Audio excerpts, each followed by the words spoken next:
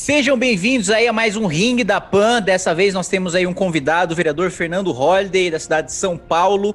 Como sempre aí, Guga Noblar. O Holliday tá aí nos estúdios da Jovem Pan, né? Nós não estamos, nós estamos em casa, mas o Holliday, né, pra vocês saberem o que aconteceu, eu esqueci de avisar pra ele que seria a distância. Ele foi no pânico, né? E aí já achou que ia ficar aí no estúdio, já ficou e já tá gravando de lá. Então, tudo bem, vamos fazer gente de casa fazer no estúdio.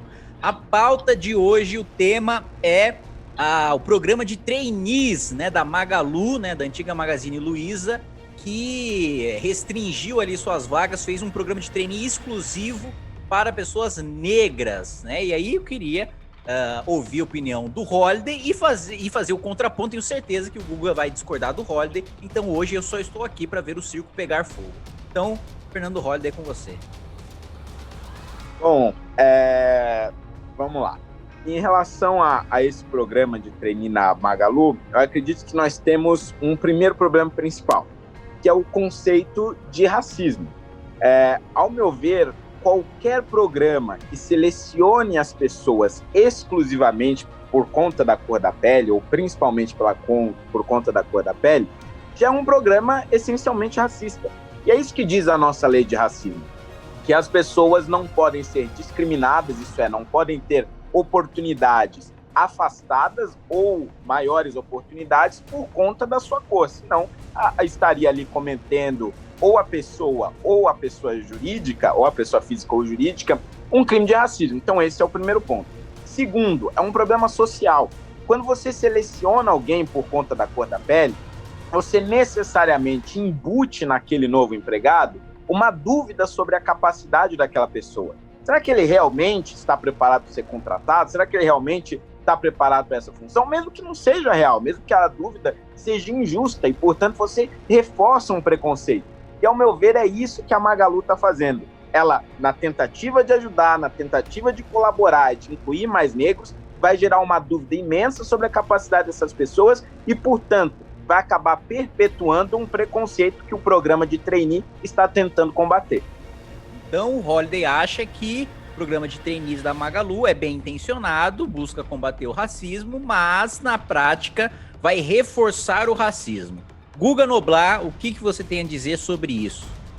Cara, tem tanta coisa errada aí que eu não sei nem por onde começar. Primeiro ponto é a gente ver que temos agora um liberal por ocasião, né?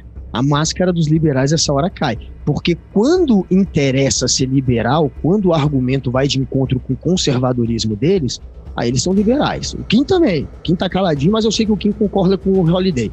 E aí, quando não interessa, eles fazem um discurso anti-empresário. É muito estranho isso, porque quando os empresários, por exemplo, são de alguma maneira incentivados a contratar mais mulheres, por exemplo, vem aquele velho discurso de que não, os empresários sabem o que estão fazendo, eles sabem o tipo de mão de obra que eles precisam, o empresário está sempre atrás do lucro, o Estado não tem que se meter no que o empresário deseja. Agora, quando esse mesmo empresário inventa um trainee, um único trainee que é voltado para os negros, aí sim, eles vêm com um discurso antiliberal de se colocar contra o empresário, querendo dizer que não, querendo invocar racismo. Olha o absurdo, racismo. Mais uma grande bobagem que o Holliday falou nessa entrada dele, porque não tem racismo, muito pelo contrário, é uma maneira de se combater o racismo. O racismo a gente vê da maneira como tem sido feito, como tem acontecido os trainees até hoje. O resultado tem sido qual? Tem sido que as empresas estão hoje na mão, sim, só dos brancos. A gente, nas 500 maiores empresas do Brasil, só 3,6% são liderados por negros e só 0,4% por mulheres negras. E isso é fruto desses trainees, que se a gente for acompanhar como acontece, a ideia é você colocar a pessoa para ser formada pela empresa, então ela passa por todas as etapas. O negro, apesar de representar quase metade da procura pelos trainees, 46%, eles param no meio do caminho. Eles ficam como a mão de obra braçal, porque eles são estigmatizados desde a época da escravidão. Foram 349 anos de escravidão contra menos de 135. Faz a conta, acabou em 1888, foi abolida a escravidão. Então a gente teve mais do que o dobro de tempo de escravidão, e isso está incutido na sociedade. Isso está assim, a sociedade ela trata o negro como mão de obra braçal, e a gente vê isso nos próprios trainees, onde o negro fica pelo meio do caminho, ele não chega até as lideranças. E a gente tem agora, pela primeira vez, uma empresária, e não é a única, né? É muito interessante, depois a gente vai chegar nesse ponto, mas a gente tem a empresa da Trajano, da Luiza, que é a maior empresária do Brasil, segundo a Forbes, a mais rica, que agora está, de uma maneira pragmática, criando uma maneira de ter lideranças negras dentro da empresa dela, que só tem 16% de lideranças negras. Ela foi pragmática, ela fez um trainee para negro, ela não vai só contratar negro daqui para frente, mas ela vai agora escolher, sim, alguns para formar, para que cheguem até a liderança da empresa, porque ela quer transformar, ela quer fazer a diferença, e ela está agora criando um meio de chegar a isso. E a gente tem, como sempre teve no Brasil, políticos conservadores atrasando isso, se colocando contra isso, freando a inclusão dos negros. E aí agora eu vou parar de falar, que eu já falei muito para ouvir o Holiday, mas eu tenho muito mais a falar.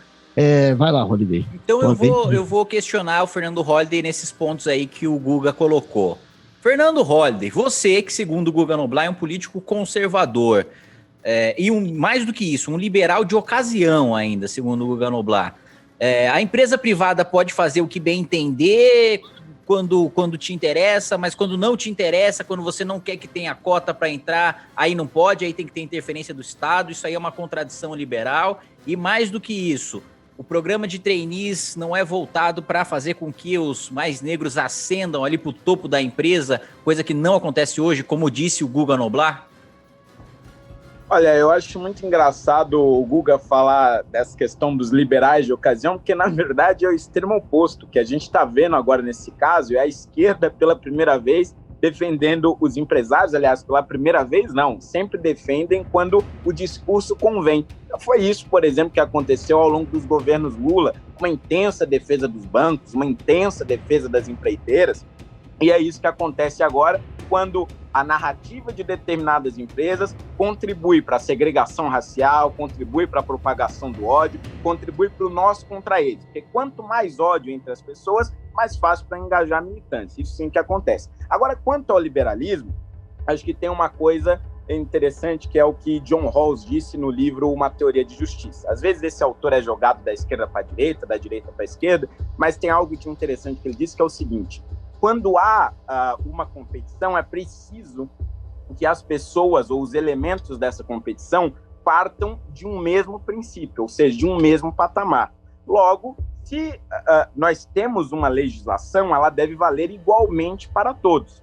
Logo, se a lei de racismo de 1989 diz que discriminar as pessoas positivamente ou negativamente pela cor é racismo, então, da mesma forma que uma empresa não pode construir um programa de trainee somente para brancos, ela também não pode construir um programa de trainee somente para negros. É uma questão de equalização.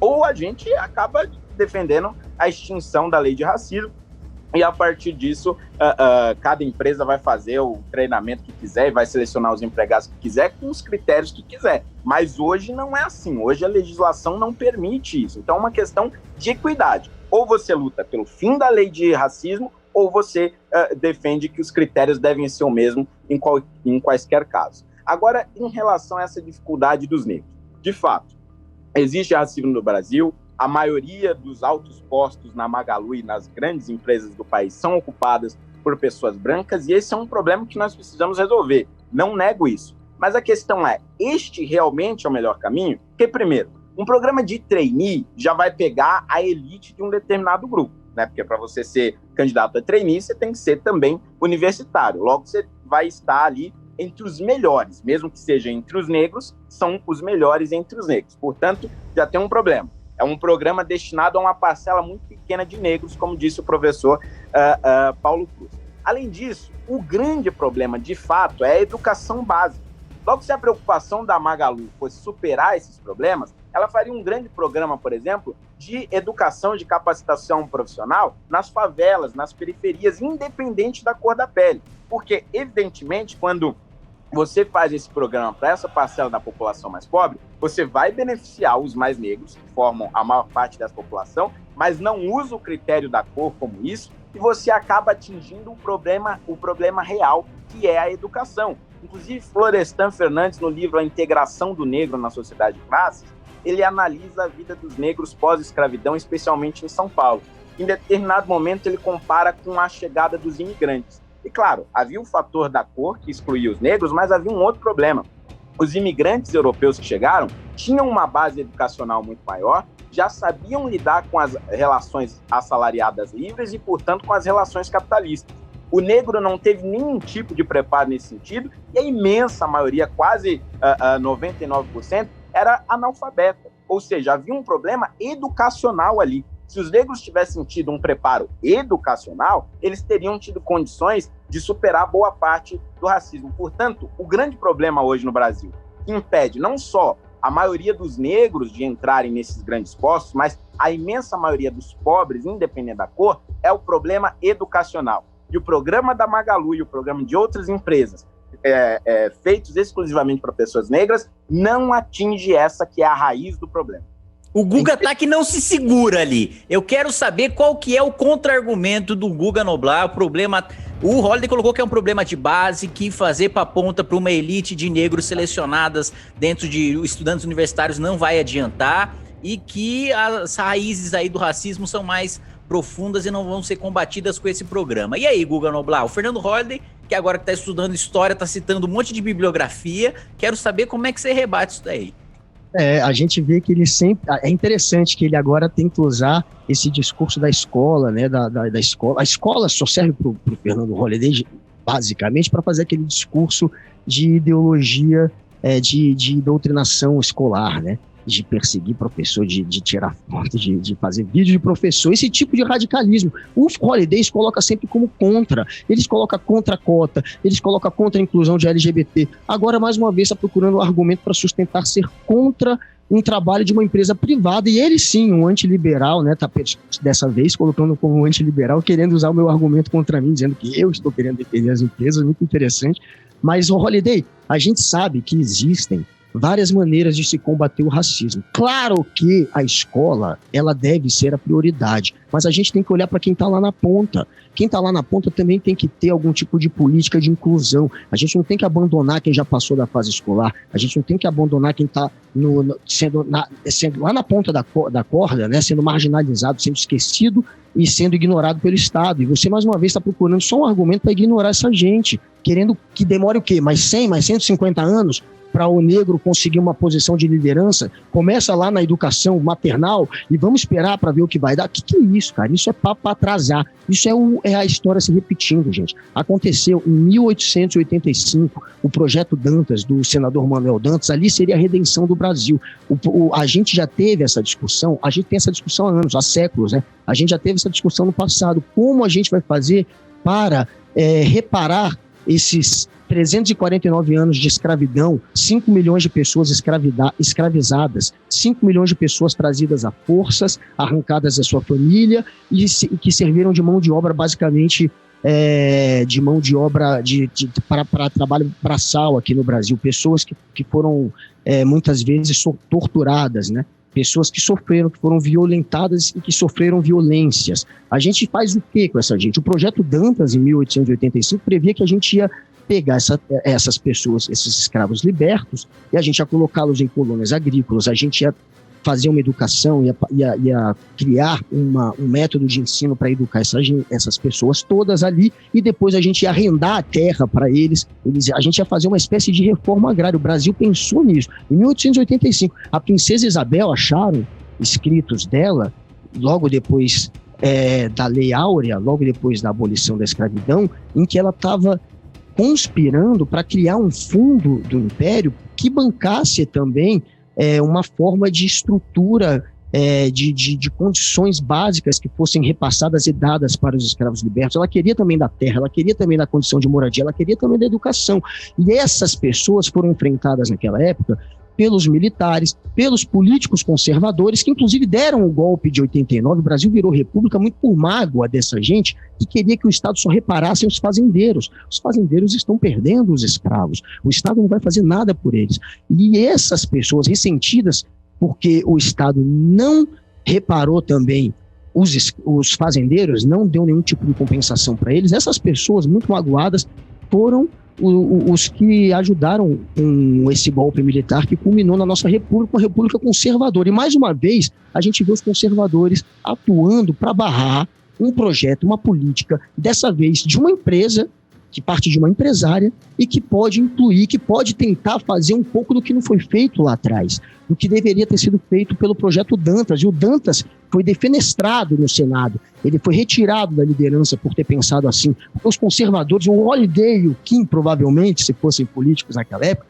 estariam do lado desses que foram contra o projeto Dantas e que eram a favor de você dar algum tipo de compensação aos fazendeiros, jamais aos escravos. E estão se comportando assim. E só para a gente chegar, a gente já está caminhando mais ou menos para a fase final, mas dá para ficar mais um pouco, a gente tem não só a Magalu, a gente tem a Bayer, que é uma empresa alemã, que tem também uma parte dessa empresa aqui no Brasil, que é uma empresa de agroquímicos, que na verdade são agrotóxicos, né? O Kim gosta de chamar de agroquímicos, que também tem um projeto de trainee que começou agora no dia 18, só para negros, só igualzinho o do Magalu, que vai ensinar inglês para quem não souber e que vai só admitir negros. E esse ninguém fala. Por quê? Porque eles têm algum tipo de simpatia pelo agroquímico. E aí eles preferem bater só na Magalu. E parabéns a Bayer por também estar fazendo esse tipo de projeto. Mas vai lá. Eu só quero dizer uma coisa aqui, fazer uma correção ao Guga Noblar. Eu não chamo de agroquímico, não. Eu chamo ou de defensivo agrícola ou de pesticida, que é o nome correto, o nome técnico, né? E é engraçado que você bateu na Bayer ao mesmo tempo que você elogiou, né? Olha, faz veneno que mata as crianças de câncer, né? Mas pelo menos tem cota pra negro. Mas vamos lá ouvir o Fernando Holliday fazer as considerações finais dele. Eu gostei dessa sua... Você criticou assim, opa, faz veneno, né? Mas tem cota. Pelo menos tá fazendo. Não é nem cota dessa vez, não é nem cota. Esse projeto de trainee é só para negro, não dá nem para chamar de cota. É só para colocar lideranças negras. Mas vai lá, Holliday. Bom, vamos lá. Primeiro, de fato, existe aí um problema histórico, estrutural. Essa parte, eu não tenho o que discordar da esquerda, do movimento negro, etc. De fato, existe um problema histórico a ser resolvido. O meu problema é em relação às soluções que se propõem, porque Thomas Sowell demonstrou num livro chamado Ações Afirmativas ao Redor do Mundo que esse problema existia em outros países, existe ainda em outros países. E aí ele vai analisando como que os países vão tentar resolver esses problemas. E todos esses que ele analisa tentaram resolver justamente pela via das ações afirmativas, pelos programas de cotas ou programas de contratação exclusivo para esses grupos minoritários. E o mais grave de todos, acredito que é o do Sri Lanka, e começou a ter esses programas ali por volta da década de 60, e em 1983 desembocou numa guerra civil, porque as pessoas começaram a se odiar cada vez mais, porque achavam que um determinado grupo estava sendo privilegiado demais, um outro estava sendo privilegiado de menos, e aí você cria uma série de atritos que, na verdade, acabam aumentando a tensão racial e aumentando as diferenças entre esses grupos. E a mesma coisa acontece agora nos Estados Unidos. Esse eu nem preciso citar um livro, basta citar os noticiários. Os Estados Unidos, desde a década de 70, vem adotando uma série de ações afirmativas dentro das universidades e também dentro do serviço público. E uma das consequências diretas, ainda na década de 70, foi o seguinte: os professores universitários que começavam a entrar nas grandes universidades do país eram completamente afastados dos debates acadêmicos. Por quê? Porque tinham entrado, muito provavelmente, na cabeça das pessoas por conta das ações afirmativas. Logo, na cabeça dessas mesmas pessoas, eles não eram competentes o suficiente ou não tinham capacidade suficiente de participar daquele debate intelectual. E aí ficavam restritos a um grupo de professores negros, isso na Universidade da Califórnia, também na Universidade do Texas e outras universidades dos Estados Unidos. E hoje a gente tem grupos lá, inclusive o Black Lives Matter, que incentiva cada vez mais a segregação racial, cada vez mais a separação dessas pessoas, isolando ainda mais as comunidades negras e praticando atos de violência contra qualquer um que discorde 1 milímetro da bandeira que eles erguem. Pessoas que não fazem um símbolo levam pancadas no meio da rua, levam tijoladas. Pessoas que não aceitam participar das manifestações são atacadas, cuspidas, humilhadas em público. Quer dizer, todas essas políticas que aumentam a segregação racial têm sim um fundo muito lindo, que é resolver um problema histórico que realmente existe, assim como existe nos Estados Unidos, existe no Brasil. Mas do ponto de vista prático, só fazem aumentar o ódio, só fazem aumentar a tensão racial, só fazem aumentar ainda mais o preconceito. Então, fato é, nós precisamos resolver os problemas estruturais. Agora, isso necessariamente significa como o Guga disse, que vai demorar anos, daqui a tantas gerações. Não. Os programas da Magalu e da Bayer, inclusive a Bayer eu também representei no Ministério Público e também falei dela, critiquei nas minhas redes sociais, poderia, por exemplo, investir em cursos de capacitação para quem já terminou o ensino médio na escola pública, enfim, espalhar esses cursos pela periferia dos grandes centros urbanos, ou melhor, espalhar esses cursos também pelo interior do país, levar empregos para essas pessoas que hoje estão em lugares completamente afastados dos grandes centros e têm uma dificuldade enorme de conseguir o seu sustento de cada dia. Esse tipo de coisa nem a Bayer, nem a Magalu fez e nenhuma outra empresa de grande porte está fazendo. A gente vê alguns pequenos projetos, muitas vezes aliado às igrejas ou muitas vezes aliado a empresas de médio porte. Mas essas grandonas só interessam, claro, as pautas que elas podem lacrar, as pautas que elas podem criar uma imagem melhor perante essa nova geração, principalmente de esquerda.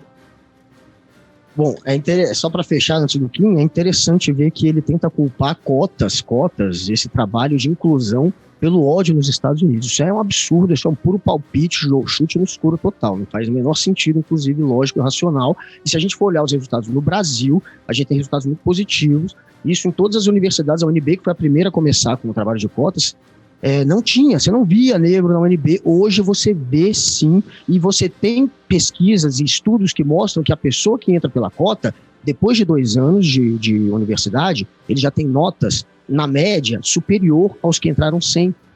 A maioria, assim, mais de 50%, ou seja, mais da metade, eu quero dizer. Mais da metade, ou seja, a maioria dos que entram por cota, depois de 2 anos de universidade, já tem notas maiores do que a média dos que entraram sem cota. E quando eles se formam, eles têm a mesma capacidade. Se uma pessoa nos Estados Unidos não aceitava a pessoa que entrou por cota num debate acadêmico, só mostra que essa pessoa é um ignorante, preconceituoso, que não sabe o que está falando. E o resultado prático é esse. A gente tem pessoas tão capacitadas quanto as que entraram sem. A diferença é que é muito mais difícil para uma pessoa que estuda em escola pública, precisa trabalhar, que tem uma condição de vida muito mais precária, chegar com a mesma oportunidade de condição num vestibular e passar. No vestibular, realmente, o vestibular é muito excludente para quem não teve os benefícios e os privilégios que a vida costuma dar para quem não é negro, né? O negro não costuma ter por esse problema histórico que começou desde a abolição, que eu já trouxe aqui esse dado, e é uma bola de neve. A gente hoje tem uma sociedade desigual, uma sociedade onde, apesar da maioria ser negra e parda, a gente só tem hoje na política 4% de negros. A gente tem 70% a mais de desempregados negros do que brancos. A gente tem 56% a mais de salário para branco do que para negro. Eles ganham 56% a mais do que o negro, e não é por competência, é por essa desigualdade que foi provocada lá no início, por uma falta de reparo que agora a gente tem uma empresa tentando fazer de maneira pragmática. A gente pode querer ir para o debate se é marketing ou se não é. Claro que tem um pouco de marketing nisso, mas isso vai ter um efeito prático muito legal. Isso vai criar lideranças negras, isso vai acabar com aquela branquitude, aquela discussão da branquitude de uma sociedade onde todos são brancos e acabam só aceitando depois no seu meio pessoas que reproduzem um comportamento parecido com a delas. É uma coisa meio que não é uma coisa nem muito racional, mas que acaba acontecendo. E o reflexo disso é que a gente só tem hoje menos de 4% de negros em lideranças empresariais. Então, parabéns para quem estiver atrás de políticas afirmativas como essa, atrás de projetos, não é nenhuma política, como esse da Magalu. Parabéns a ela. Eu acho que é um passo, sim, muito importante para a gente acabar com esse tabu, né? Esse paradigma de que só negro é só trabalho braçal e que só branco vai estar na liderança das empresas. Eu acho que é isso. Mas valeu, Holiday.